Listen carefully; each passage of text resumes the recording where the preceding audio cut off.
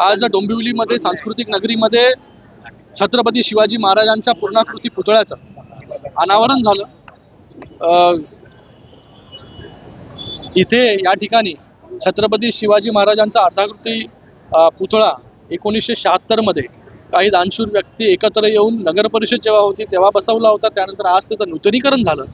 बहुप्रतीक्षित असं हे नूतनीकरण होतं।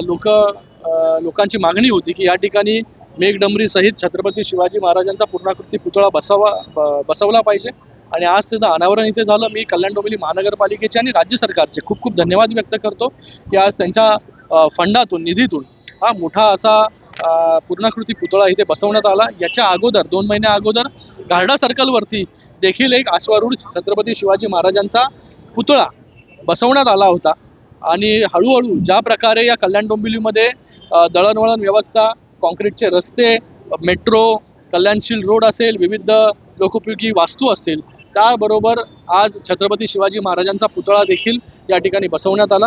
आम्हाला खूप समाधान आहे। मी पुन्हा एकदा राज्याचे मुख्यमंत्री देवेंद्र फडणवीस साहेब, उपमुख्यमंत्री एकनाथजी शिंदे साहेब आणि अजितदादा यांचा खूप खूप धन्यवाद व्यक्त करतो की या कल्याण डोंबिवलीला जेव्हा जेव्हा गरज लागली निधी देण्याचं काम हे पूर्णपणे राज्य सरकारच्या माध्यमाने करण्यात आलं। मी खूप खूप त्यांचा आभारी आहे।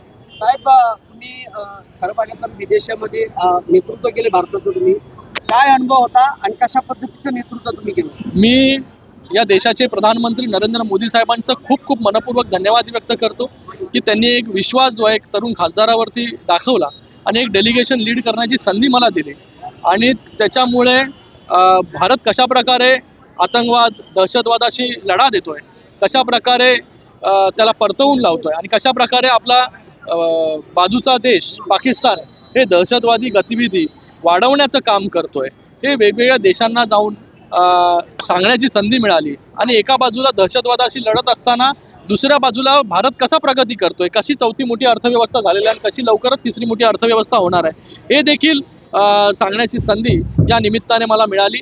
मी खरंच त्यांचा खूप खूप आभारी आहे की सगळ्यात तरुण खासदार म्हणून मी त्या डेलिगेशनमध्ये होतो। पूर्ण 7च्या 7 मधून सगळ्यात तरुण असा आपला कल्याण डोंबिवलीचा खासदार होता आणि त्याला नेतृत्व करण्याची संधी मिळाली।